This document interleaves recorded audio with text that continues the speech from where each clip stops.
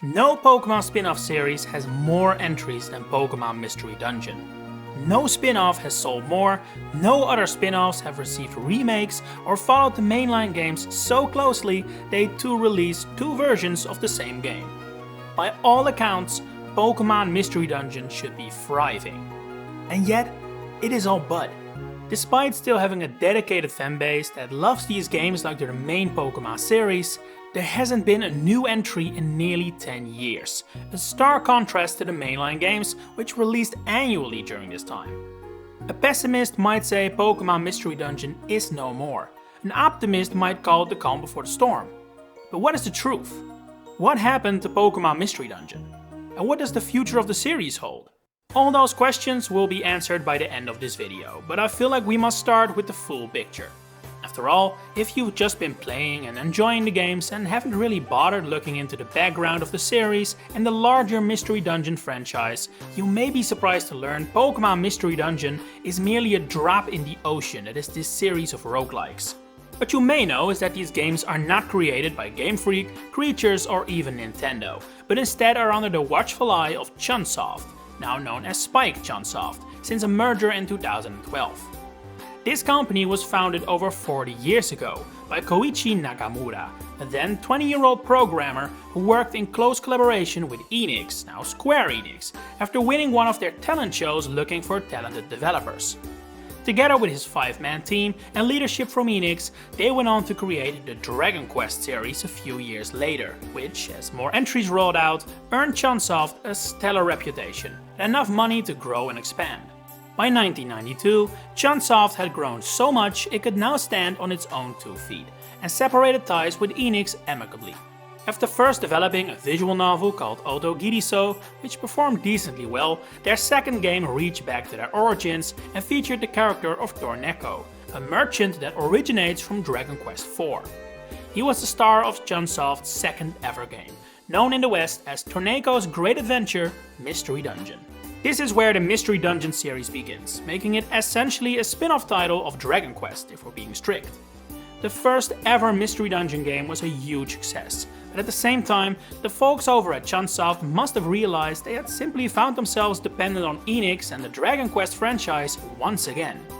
And so, they created an original game with their newfound formula, titled Shiren the Wanderer. This game introduced various elements that will become mainstays of the Mystery Dungeon series, like the transparent map overlay and being able to attack from range. The game was notoriously difficult, however, to the point even Smash Bros. And Kirby creator Masahiro Sakurai has commented the game was too hard to beat for him. This is the man that could kick all of our butts on Final Destination with one hand and his eyes closed. Perhaps this ended up playing a role in the sales of Shiren the Wanderer, because while they weren't terrible, they also definitely were not great. New entries would follow in the years to come on Game Boy and Nintendo's Satellaview program, but it was becoming more and more clear this series wasn't gonna keep the lights on at Chunsoft. And so, they once again decided to use their Mystery Dungeon formula to create spin-offs for established franchises. Torneko returned as a Dragon Quest spin-off, Chocobo's Mystery Dungeon was based on Final Fantasy, and in 2004, Pokémon was added to the fray with Red and Blue Rescue Team, which I'm sure you're familiar with. During this time though, Shiren the Warrior continued to get new entries and sales actually picked up as well, as these many spin-off entries caused new fans to discover the series. However, one thing became abundantly clear. Even these massive and legendary franchises like Dragon Quest and Final Fantasy couldn't weigh up to the sheer selling power of Pokémon. To this day, over 70% of the total sales of the Mystery Dungeon series have come from the Pokémon branch of the series, with the original Red and Blue Rescue Team being still the highest selling games of the series. For a time there, Chunsoft relied on Pokémon as if it were its own franchise. And so, we continued to get Pokémon Mystery Dungeon titles for a solid decade between 2004 and 2015. It was a win-win-win scenario. Chunsoft was able to finance passion projects like the Shiren the Wanderer series with their Pokédo, the Pokémon Company had the perfect titles to use to fill up gaps in their release schedule, and the fans loved the series. And while sales did go down with each entry, they still put up great numbers regardless. Make no mistake, the highest selling Pokémon Mystery Dungeon game has sold more copies than the highest selling Metroid, Fire Emblem and Pikmin games. They had a long way down to go before they would reach unprofitable numbers. So then, where did everything go wrong? Well, that is a question without a simple answer. Several factors came together to create a blown up Jigglypuff that has sent the Pokémon Mystery Dungeon series into a 10-year long slumber. Save for the simple remake of Red and Blue Rescue Team on Switch, which did well, but obviously wasn't unable to still the hunger for a true new entry. If I had to summarize it though, I would say the key phrase here is lack of interest. Lack of interest from all involved parties. Let's start with Chunsoft, which became Spike Chunsoft in 2012, shortly before the release of Gates to Infinity on 3DS. Once upon a time, Pokémon did not only sustain Game Freak and creatures, but also their business model. But upon the merger with Spike, that started to shift. At the same time that Pokémon Mystery Dungeon sales began to dip on 3DS, Chunsoft got some new revenue streams added to their now shared roster courtesy of Spike. These included Danganronpa, which is not exactly at Pokémon levels of popularity, but definitely has Shiren the Wanderer beat, and more importantly, a specialty in publishing and localizing. The company Spike is not exactly a top tier developer, nor has it ever released games as successful as the Pokémon Mystery Dungeon series. But Spike had found itself a nice, profitable niche as localizers of big Western games, and after their merger with Chunsoft, this only expanded. The Witcher 3, Dying Light, Cadence of Hyrule, Cyberpunk, Baldur's Gate, Terraria, Epic Mickey, Saints Row, all were published in Japan by Spike Chunsoft. This essentially became their new Pokémon Mystery Dungeon. A steady stream of income that, while still dependent on larger companies and their IPs, is way more secure than having to renegotiate with the Pokémon company every single time just to keep the lights on. Furthermore, this extra money also allowed Spike Chunsoft to take a few more risks with their own IPs, which mostly boiled down to the visual novels courtesy of Spike, like the well-performing AI The Somnium Files. But Shiren the Wanderer also returned in 2024, after a 15-year absence, and is currently the best performing entry in the series. Painful detail, the people behind this game are the same folks who used to make Pokémon Mystery Dungeon games. So if you were under the impression a new entry might have been in development behind the scenes the last few years, chances are slim. Point being, while Spike Chunsoft probably wouldn't tell the Pokémon company no if they were to inquire for a new Mystery Dungeon game, the company no longer depends on continuing the series as it did before. So how likely is it that the Pokémon company wants that? Well, currently that is nearly impossible to say, but one thing is for certain. The timeline of the Pokémon Mystery Dungeon silence overlaps nearly perfectly with a shift in focus from the Pokémon franchise as a whole. It was during this period that the main series games started becoming yearly releases, with new games, counting third versions and DLC, coming out in every single year from 2016 to 2023. 2015 was the last year to not have a mainline Pokémon experience in it, and as fate would have it, that was also the year we received Super Mystery Dungeon. Its role as a stopgap was no longer required. All the Pokémon Mystery Dungeon series would potentially do is eat into the sales of the main games or DLC. Not only did this greatly impact the desire from the Pokémon company to produce more Mystery Dungeon games, during these years, the vision on Pokémon spin-offs also radically changed. Looking back, the DS years were a treasure trove of side stories. You had all the best Mystery Dungeon games, the Pokémon Ranger trilogy, Conquest, and admittedly less great but beautifully weird titles with Trozei and Dash. But with the end of the DS era and the rise of smartphones, casual audiences began to shift where they played their games. And the Pokémon company followed their lead. The number of spin-off games in the Pokémon franchise hasn't really dropped at all, but the platforms they release on definitely has. Pokémon Go, Masters, Sleep, Smile, Quest, Cafe Mix, various trading card games, new entries in the Rumble and Trozei series, Magikarp Jump, Jewel, Unite, all were mobile games first, and while some did eventually come to the Switch, probably as a result of its massive success, it feels like it is pretty clear that all of these games, except for maybe Unite, are mobile game first. While some spin-offs on consoles still saw the light of day, like Pokken and new Pokémon Snap, the desire to release full-fledged Pokémon spin-off games on a Nintendo system was at an all-time low. And that too has undoubtedly played a huge role in why Mystery Dungeon only ever received a remake on one of Nintendo's most popular systems of all time.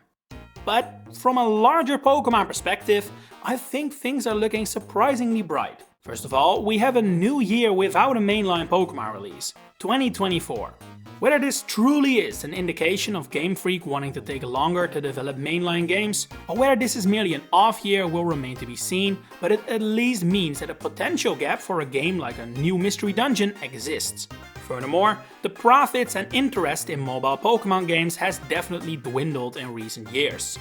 While TCG Pocket definitely proved there was still a huge amount of money to be made for the series on mobile, the big titles released in the 2010s have all lost a step or two. Master still performs okay, but never reached the levels of Go like probably hoped, and while Go remains profitable, it's nowhere near as big as it once was, and most of that money goes to Niantic anyway.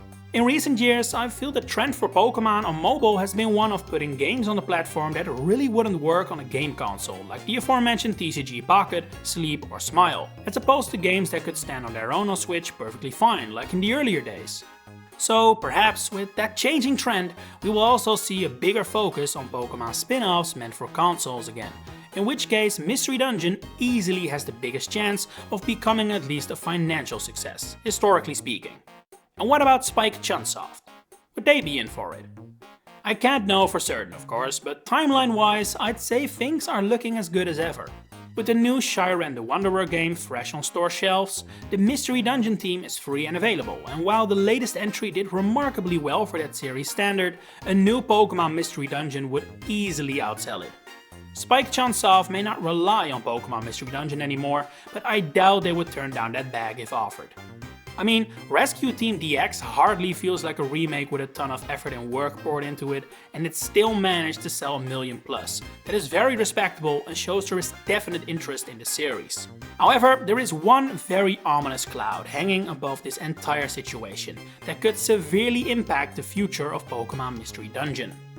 So what I didn't tell you before is that when Spike and Chunsoft merged in 2012, that wasn't actually two companies getting together to team up.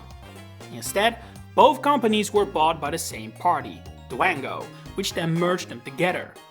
Dwango is best known for running the website Nico Nico, a video sharing site similar to YouTube, I guess is the best comparison. Dwango is not where this structure peaks, however, as this company itself is part of the much larger Kadokawa corporation. And this is where the uncertainty lies. You may have seen it in the news, but there is currently a bit of a situationship going on between Kadokawa and Sony.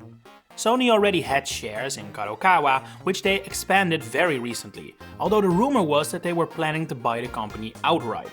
For now, that is not the case, but those two words are doing some heavy lifting here. Things could be completely different a year from now. Should this deal eventually happen, the effects of a full takeover could potentially go in a whole bunch of ways. First of all, it is important to know that Kadokawa would be bought by Sony at large, not necessarily the gaming department. Sony is a lot bigger than just the PlayStation, and Kadokawa does much more than just games. In fact, it appears likely the interest is more about the manga department of Kadokawa, which is absolutely massive and would effectively turn Sony into by far the biggest player in the manga industry. But of course, we cannot overlook the possible consequences in gaming either. Kadokawa also owns From Software, for example, the developers of Elden Ring and Dark Souls, which Sony might very well want to turn into PlayStation exclusives. A similar fate could also definitely befall Spike Chunsoft, but at the same time, I don't think there is reason to panic. I don't expect Astrobot Mystery Dungeon to be coming anytime soon. You have to remember here that Spike Chunsoft would then be a subsidiary of a subsidiary of a subsidiary of Sony. To say they will be forced to only develop games for the PlayStation is premature, especially when Spike Chunsoft has been dependent on other gaming companies throughout its entire existence. After all, the last thing Sony would want is for Spike Chunsoft to go under or acquire financial aid. I would imagine the situation with Mirror One Aniplex finds itself in. This is a subsidiary of Sony which mostly makes animes, but also occasionally develops and releases visual novel games, which often skip PlayStation entirely, only releasing on Windows and Nintendo Switch. In fact, they have released several Switch exclusive titles, despite being a part of Sony. They're not hits, sure, but they show that Sony doesn't mind some of the companies in their immense portfolio releasing games on other systems than the PlayStation if that makes financial sense. And I would say that definitely qualifies for Spike Chunsoft. Sure, if you're a From Software fan who only owns an Xbox, I think you're right to be worried. But for Pokémon Mystery Dungeon, I don't think this has as big an impact as you may think reading those headlines. And that's only if Sony ends up buying Kadokawa in its entirety, which currently is not the case, but might be by the time a new Pokémon Mystery Dungeon is slated to hit store shelves. But yeah, when will that be? I think the Pokémon company might be interested in the near future. I think Spike Chunsoft might be as well, as long as their ownership situation doesn't change. But what about you, the fans? What would you like a new Mystery Dungeon game to be like? And do you think it might happen on the Switch 2, for example? Share it in the comments below. If you enjoyed this video, please consider giving it a like and subscribe to the channel to stay updated on all my future Pokémon content coming up. For now, thanks for watching and enjoy the rest of your day.